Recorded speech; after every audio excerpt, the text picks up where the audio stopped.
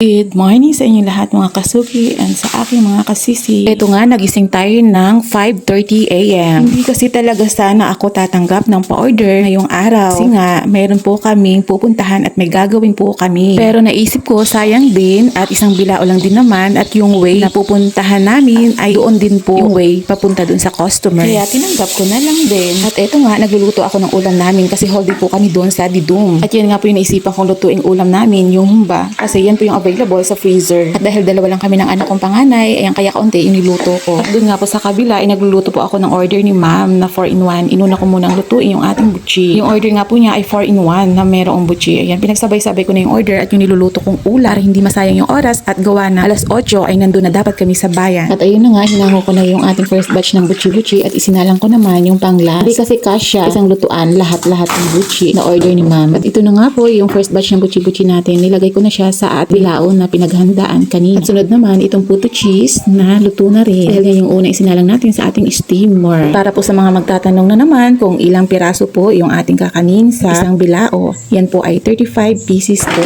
bawat klase. At ito na nga yung ating last batch ng butchi-butchi. Luto na kaya ilagay ko na din siya sa ating bilao. Kahit may iinit pa lahat ng mga kakanin natin, inilagay ko na siya agad sa ating bilao kasi nga po anong oras na at baka maiwanan po ako. At itong sunod naman na ginagawa ko ay sapin-sapin. Ayan, sinalangsan ko na lang din siya dahil luto na. Kaya bawat luto po yung ating kakanin ay nilalagay ko na siya agad sa ating bilao para hindi po pakalat-kalat ang aking ginagawa. At sa oras na ngayon ay gising ang aking bunso at yung aking panganay kasi sasama siya ay naliligo na rin yan. At ang panghuli nga po, itong nilalagay ko, yan po yung puto pizza natin na 35 pieces din po siya. At gusto ko din pong pasalamatan yung umorder ngayon na si Ma'am Harriet Marino na taga Dunyuan. Thank you ma'am for your orders. At pasensya na rin kayo kasi medyo maingay. Gawa na ipag-usap po sa akin yung aking bunsong napakadaldal. Talagang palagi po siyang may sinasabi, hindi mauubusan ng istorya or kwento.